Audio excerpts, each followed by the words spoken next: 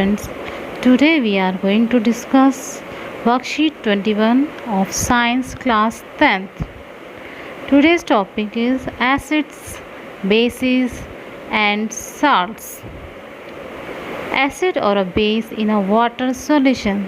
आपको पता ही है कि जो एसिड है अगर हम उसे वाटर में डालेंगे तो क्या करेगा, वो react.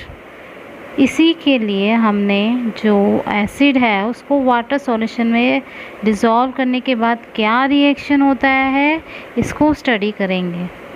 All acid generates hydrogen ions on reaction with water.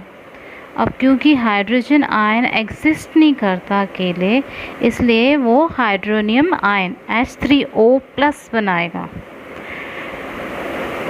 HCl plus H2. HCl we know acid, hydrochloric acid plus H2O means water. This is hydrochloric acid and this is water. When they both are react, what we are getting? Hydrogen ion H3O+ and chlorine ion Cl-.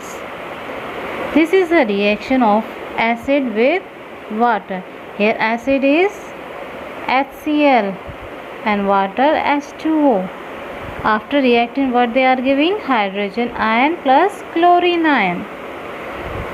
The separation of a hydrogen ion from HCl molecules, hydrogen ion from HCl molecule. When we are reacting hydrochloric acid with water, what we are getting? Hydrogen ion. This is a hydrogen ion from HCl molecules cannot occur in the absence of water. If we delete this water, the acid will not react. So in the absence of water, HCl molecule will not react. Hydrogen ion can not exist alone, but they exist after combining with water molecules. जो hydrogen ion है वो alone means अकेले exist नहीं करते.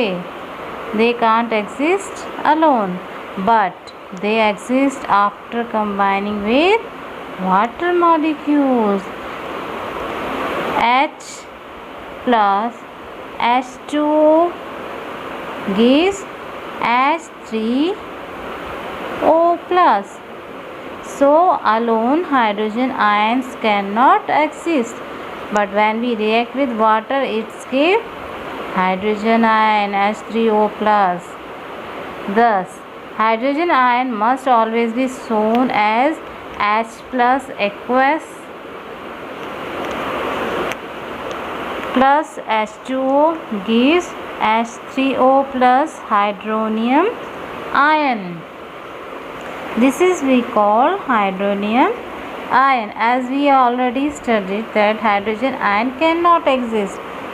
अगर हम अकेले से रिएक्ट करेंगे तो ये एग्जिस्ट नहीं करेगा, बट अगर हम इसे वाटर मॉलिक्यूल के साथ रिएक्ट कराएंगे तो क्या बनेगा ion?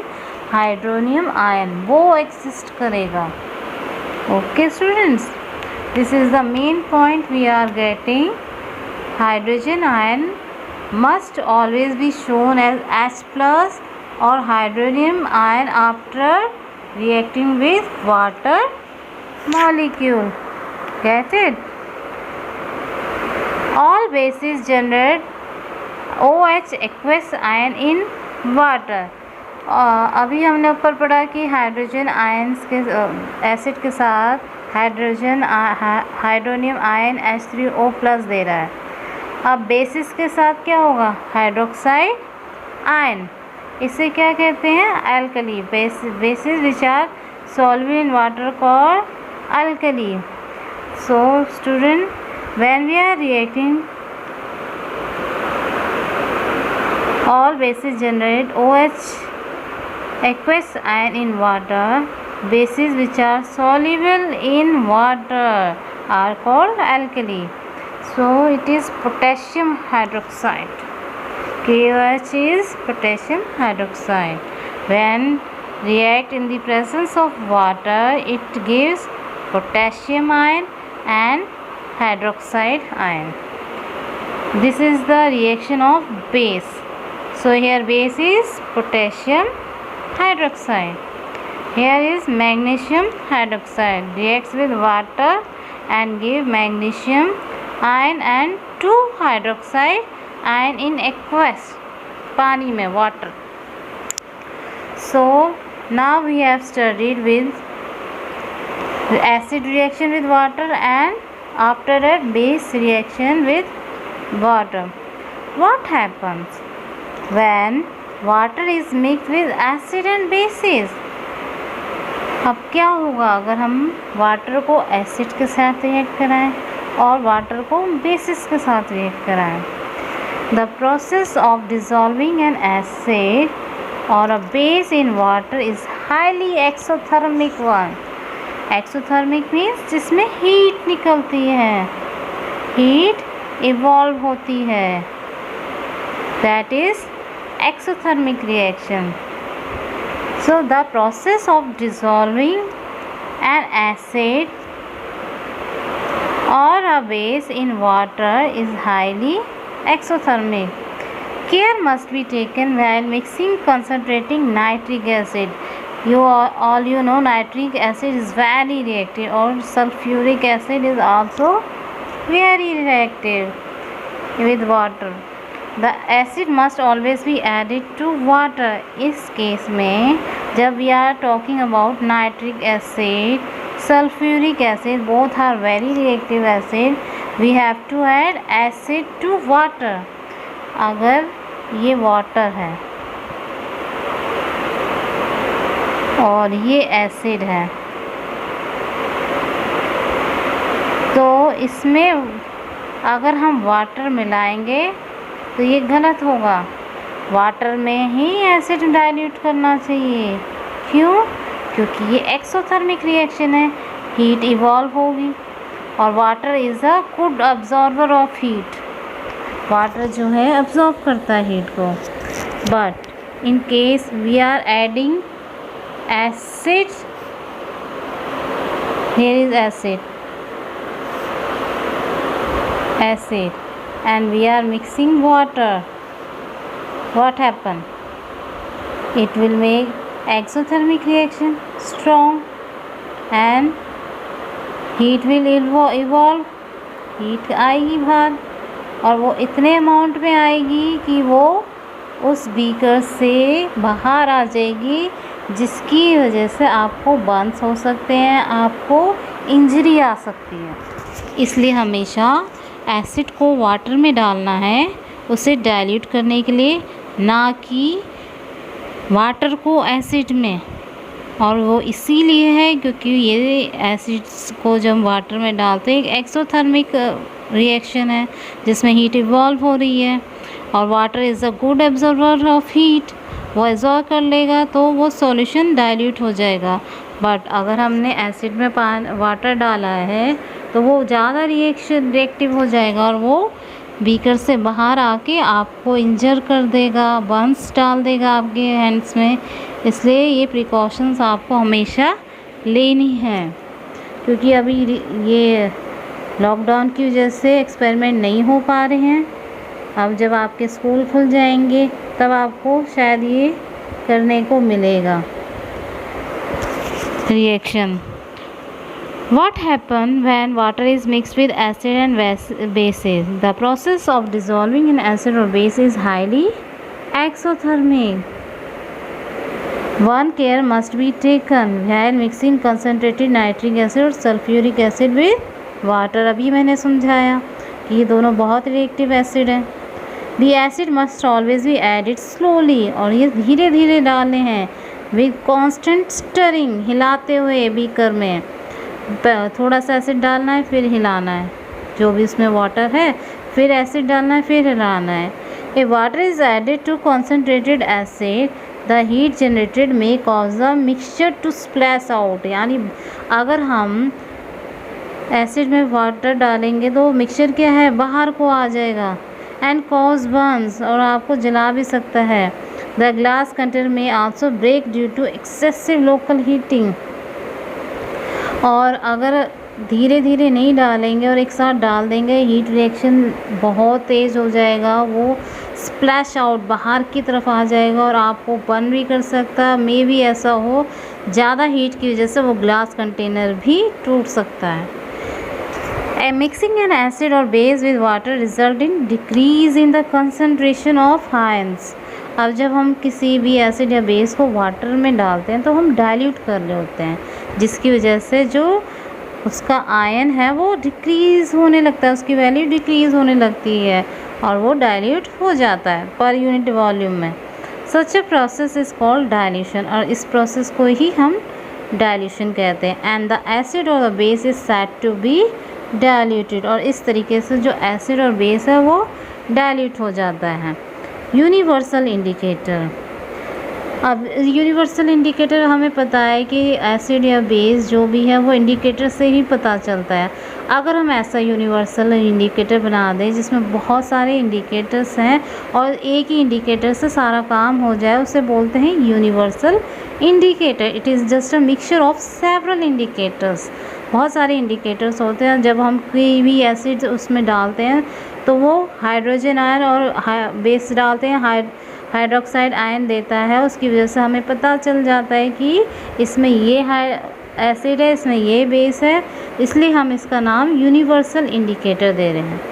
We have learned about dilution. हमें पता है डाइल्यूशन क्या होता है।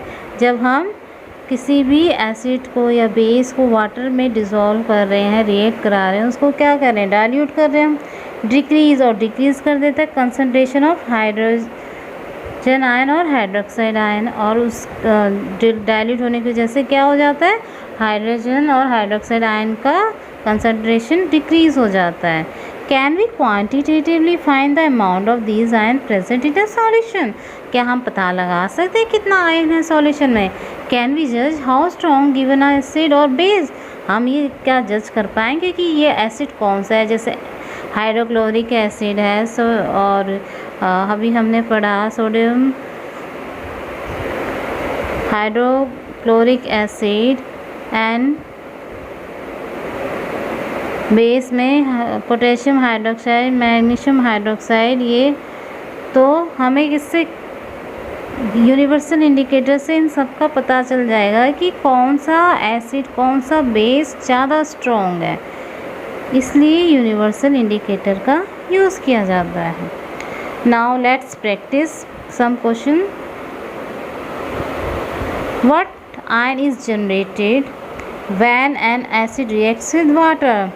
अब क्योंकि हमें पता है कि जब एसिड रिएक्ट करेगा तो हमें क्या देगा, हाइड्रोजन आयन और हाइड्रोनियम आयन, और क्योंकि हाइड्रोजन आयन एग्जिस्ट नहीं करता अलोन तो हम उससे हाइड्रोनियम आयन निकालते हैं।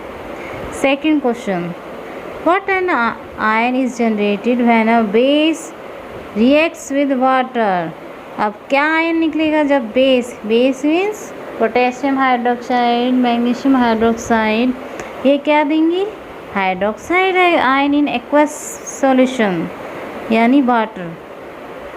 Third, while diluting an acid, why is it recommended that the acid should be added, not water to the acid।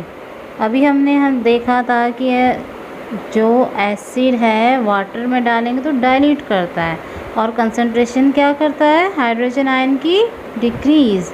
पर अगर हम वाटर को एसिड में डालते हैं तो क्या होगा, उसका एक्सोथर्मिक रिएक्शन बहुत तेज़ हो जाएगा, हीट बहुत ज़्यादा निकलेगी एक्सोथर्मिक रिएक्शन की वजह से, जिससे इंजरी आ जाएगी।